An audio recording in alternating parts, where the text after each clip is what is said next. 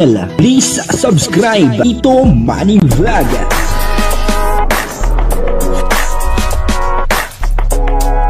Payagan po si Tito Manny Vlog na mag-reactor para pambiling gamot sa kanya pong karamdaman. Wala man siyang records ng ng away. Nagtaka po si Carla kung paano po nalaman ni Papa Jones. Akala po niya pinababantayan po siya ni Papa Jones. At napilitang umamin etong si Baby Carla. Papanoorin po natin yung video at syempre bibigyan po natin ng konting reaction. Pero bago po yan, ako muna po yung mga bati sa inyong lahat ng magandang umaga, magandang tanghali at magandang gabi sa inyong lahat mga kapatid. Saan man kayo ng panig ng mundo naroon ngayon ay mag-iingat kayo palagi at pagpalain kayo ng ating Panginoon. Maraming salamat din po sa patuloy na tumatangkilik sa aking YouTube channel at nanonood sa aking video reaction. Patuloy lang po natin suportahan sila Kuya Bal Santos Matubang, Kalinga Prab, Ate Edna Vlog, Jack Tapia at yung mga kasamahan ko po sa Kalingap na mga reactor at ganun din po yung mga charity vlogger na Kalinga partner. Ito po yung video na kung saan ay nagtaka. Ito po si Baby Carla kung paano po nalaman ni Papa Jones at si Baby Carla ay napilitang umamin. Ang kabuuan po ng video ito ay mapapanood po natin sa YouTube channel ni Kalinga Prab. Grabe. Mas ka lang ba? Pasensya na ka na pala at tawag yan? Niabala namin kayo. Hindi. Yung CR mo medyo na. Tapos yung floor mo medyo daming putik. Okay lang. Mamaya na lang lilinisan pag alis mo. Tulungan lang kita mamaya. Seryoso? Oo, seryoso ako. Teka nga pala, di ba masakit yung ulo mo ngayon? Hindi. Kasi nagulanan tayo eh. Okay lang naman. Ako din ba ako tatanungin? Sakit ng ulo kasi sobrang sakit. Pero, nag-delay ka naman. Yung totoo. Siyempre. Nakapag-relax kahit pa paano. Siya? Ganun talaga. Di ba ngayong araw lang talaga yung relax mo? Kasi nabala ka pa namin. Tapos, next week, exam week na naman. Exam week na naman. Busy ka naman. Wala ka namang time sa akin. Para naman parating hindi tayo nagkikita. Kasi kung mag-iiyak ka, alas 12 na ng gabi. C3 pa kung kailan hindi nga kumaan. Tapos, konting oras lang. Nakagutom kasi. Nagutom ka ilang oras? Grabe kasing pag pag-check mo sa diet mo, o yan tuloy, pag ating gabi ka naman nagugutom. Pati ako nadadala mo Pero okay lang naman yan. Kasi pag kailangan mo ko, dito lang naman ako. Kung medyo nahirapan ka sa course mo, baka naman meron akong Sige. Sa minor subjects na naman. Kasi pag medyo wala akong alam sa nursing. Ang haba pa nga eh. Dami ko pang pagdadaan. Sana nandiyan ka pa rin. Oo naman. Sino kung mawawala? Busy lang kami. Kasama yung sila Kalinga, mission. Pero dito lang naman kami. Dito lang naman ako. Kabilang kanto. Tsaka, kailangan ko kasi talaga ng support. Buti na lang nandito ka parati. Sakit pa rin. Malayo kasi sila mami.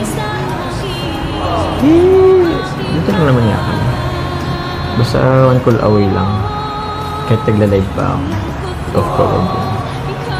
Kahit gano'n pa katagal. Kahit ano pang pagdaanan natin. Dito pa rin ako. Promise yan. Kaso baka ikaw pang nang iwan sa akin. For sure, ang daming kaklase mong sa school mo. Kami lang kakasalamuhan namin mga nanay. Sa inyo, halos kasing edad mo lang din. Tsaka, alam na babalitaan ko. Parang may pumuporma daw sa'yo Paano mo naman nalaman yun? So meron nga. Meron nga, seryoso nga? Meron? Wala. O ba't mo nasabi paano ko nalaman? So meron nga. Wala naman. Mga ano lang, Kung ano? mga nagpapapansin lang. Oh? Pero syempre, hindi naman kita ipagpapalit. Mga kilig-kilig ko. Ikaw ah. Siyempre, nigurado lang. Huwag mo nung pagpapansinin yun. Yun naman ay narinig ko lang. Alam mo naman, lalo tayong mga kakilala dyan. Grabe ka, Baka ano? pinapabantayan mo ko. Grabe naman. Ito wala naman ako sa'yo. Tsaka di naman pwedeng pabantayan kita. Di naman kita pagmamayari pa. Tsaka kahit ano, may sariling buhay ka naman eh. Kahit meron tayong relasyon. Hindi ko naman pwedeng itali kita. May sariling buhay ka din naman eh.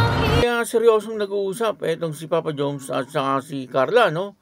Nagpapasalamat po si Carla kasi naandyan nga po si Papa Jones, na lagi pong nakasuporta sa kanya, lalo na po ngayon na talagang medyo mahirap yung kanyang pag-aaral, Ang kurso niya po ay nursing.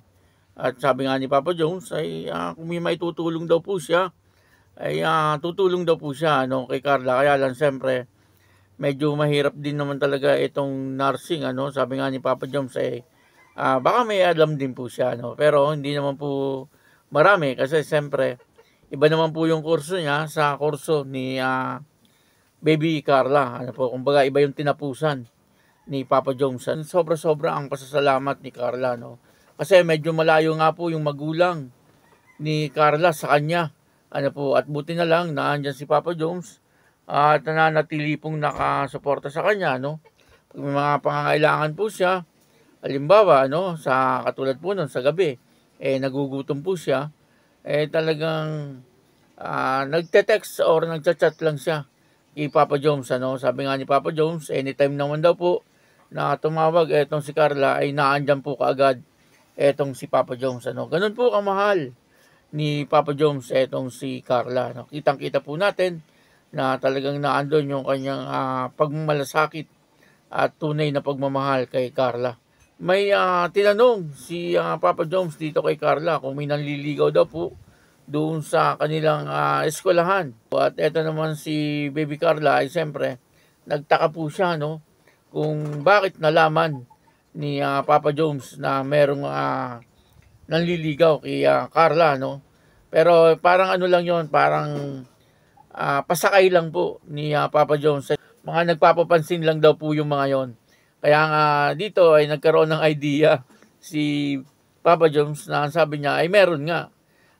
Pero sabi ni Baby Carla hindi naman daw po niya pinapansin yung mga yon.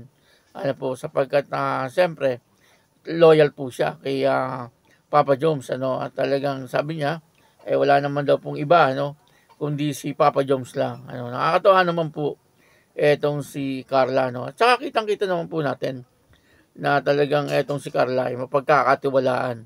At talagang etong si Papa Jones, sabi niya ay ayaw din naman po niyang higpitan etong si Baby Carla. Yun po maganda sa isang relasyon. Kailangan siyempre ay hindi po masyadong mahigpit at hindi naman din po masyadong maluwag. Kasi pangit naman po yung masyado kang maluwag at para bang hindi ka na nagseselos sa mga bawat nangyayari. Kumbaga, baka isipin naman po ni Baby Carla kapag hindi na po siya nagseselos ay wala po siyang pagmamahal dito. Kaya siyempre mas maganda rin yung paminsan-minsan ay nagseselos siya at kapag po may nakita siya na hindi maganda, yung talagang nanliligaw dito kay Baby Carla, dapat din naman po talagang umaksyon etong si Papa Jones, at nakikiusap po siya. Sabi niya ay wag na daw niyang pansinin etong mga nagpapapansin dito kay Baby Carla.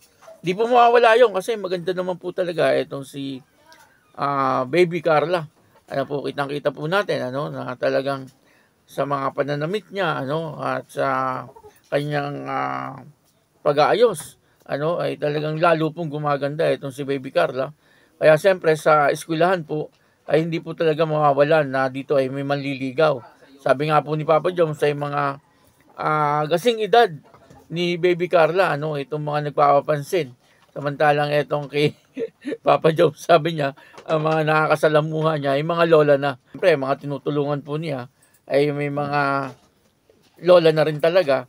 Ano po, kaya dito nga nakakita natin na medyo nagseselos etong si Papa Jones. Ano. Pero, gayon pa man, sinabi niya na malaya naman daw po etong si Carla. Sapagkat si Carla sa ngayon ay hindi pa naman daw po niya hawak.